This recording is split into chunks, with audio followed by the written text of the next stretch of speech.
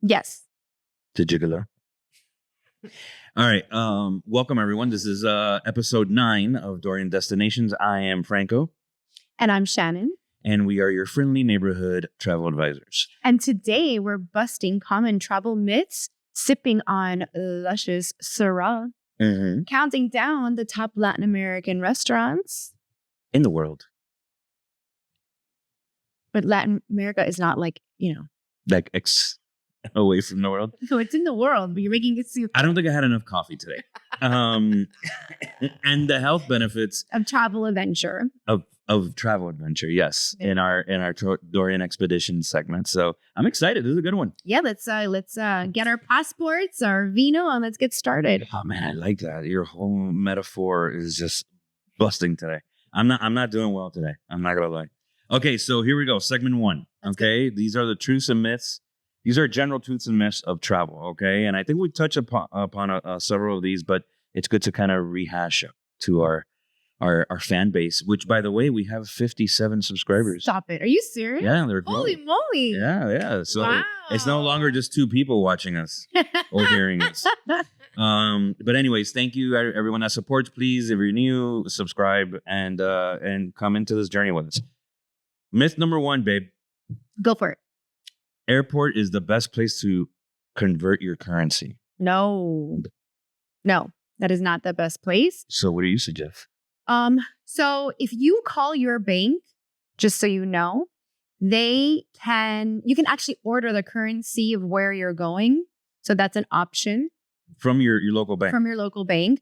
And they say the best day to do currency exchanges is midweek because of the stock exchanges, which is like a Wednesday. Like a midweek. So there's actually a day. That's what they say. I'm sure every day the markets flux, right? But they always say that the markets tend to be the best to do currency exchanges midweek. That's pretty cool. Yes. That's pretty cool. I see here another tip that they also say is to use non-foreign transaction fee credit cards. Yes, well, that's what we do. Yeah. We use, I think like, you got to check, but I know for sure Amex is one of a really good one to use, although I know it's a little difficult to get. I know another one, if I'm not mistaken, Citibank has a credit card that doesn't do those extra fees. Yeah, what are those extra fees? Because I think a lot of people think, okay, well, I'm just using my credit card and I'm using my US dollars to buy something in euro. What happens is that the bank will automatically exchange it for you in the rate that is for that day. And they always do suggest, because when you are traveling abroad, it will say, do you want to charge this in US dollars or in the currency that you're at? And we've learned that the best way to do it is the US dollars, right? Was that? No, the currency. The currency of the country that you're in. Yeah. But you think that's done with those charges, and then all of a sudden you'll see these weird like $1.25 or sometimes even $3. What happens is the bank is now charging you for those currency charges. So call your bank, make sure that your account is something that they won't charge those fees, and apply for credit cards that don't have those extra currency charges. And they'll even give you rewards for using those cards in restaurants and what have you. So those are things that we happen to do. Yeah. We use the credit cards for food and we just pay it back with our money immediately. So we don't get hit with those fees. Yeah. And honestly, I think using your credit cards as well is cool because, I mean, if you budget it right, you're getting points. Yeah. So, and you're getting, your miles and your points and what have you using, your credit cards wisely. And then you don't have to pay transaction fees. So if you are going to pull out money, another suggestion that I will give you is once you get situated, get into the town that you're in, find a bank ATM and withdraw money. And I wouldn't just withdraw what you're going to use that day. I would withdraw maybe for 2-3 days cash that you want to use because you are going to get hit that fee, but the currency is a little bit better. And the fee is a little bit less, so it softens it. Although everybody now, I have to say, really takes credit cards. So if you can just minimize taking out the cash, then you're fine. Yeah. Yeah, I think that myth is stupid. No, I think a lot of people don't know. I don't know. It's stupid. No, There's no dumb question. you're right. You're such a teacher. You're such a teacher. All right. So second myth, and I know this is going to get you excited. Travel insurance is not necessary. I do not agree with that. I was actually talking to a client Sorry. who paid for this amazing trip for his family. It was a wedding, so they have to go to Europe. And I planned their before and after travels for the wedding. And I suggested to get travel insurance. I gave him 3 policies. Oh, I'm not going to change it. I have to go to this wedding. I'm not worried about it. So I was like, okay, just fill out the decline and give it back to me. And I just feel like if you're going to spend $30,000, $50,000 on an expense, this is money that you are investing. So what is another $100 to $1,000 extra for a peace of mind to have for the travel insurance? I couldn't agree with you more on that, because honestly, like you said, this is an investment, and that investment, unlike, it's actually more risky versus the stock market, right? Because now you're talking about, you have to deal with elements, airfare, travel, people getting sick, cancellation. You're dealing with injuries. So many. That's a big one. I do want to hit on this one. I'll get a lot of times, but I use my Amex and Amex covers X, Y, and Z. Yes, they do cover stuff, but they don't cover medical. So, and not everything. So that's another thing. And just so you know, if you go to a hospital in another country, it may be free healthcare for them, but it's not free healthcare for you. And those charges are extremely high, and those insurances cover that. So those are just things to think about. And yes, maybe it's another $1,000 that you were not expecting if it's a big trip, or another couple $100 that you were not expecting. Sometimes they're low as $300. It's worth it as in a peace of mind later on. Yeah. And I think in some cases I've seen insurance where it even has like doctors going to your room. Yes, that's a big thing now. Concierge, a doctor, and we had that on our trip when we went to Costa Rica. We had the insurance on our trip, and in order to get back to the States, we had to get COVID tested. And what was so nice is that they came into our hotel room. We did not have to go to them. That was part of our insurance. They swabbed all 4 of us. We stayed in for the night because we had to be quarantined for a little bit. Yeah. And then we headed to the airport. And so thank God for the insurance for that. And we paid very little for that. It's worth your, like, if you're going to spend that money, it's worth protecting that investment. So that myth, definitely stupid. Yeah, no, I think it's important. And again, I'm sorry. There's no stupid myths. Stupid question. There's no stupid myths. All right. So myth number 3. This is a unique one. I like this.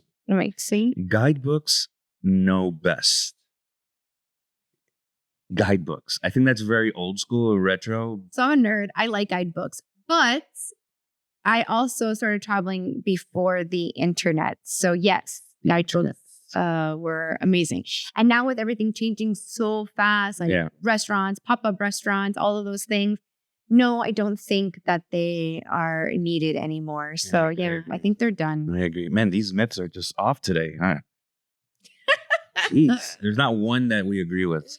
I agree. I think guidebooks are dumb. I think now with blogging, podcasts like this one. And I will tell you this, TikTok, I got a client sent me these are the top hotels in Florence I want. There were 6 hotels, but this TikToker only had information on 3.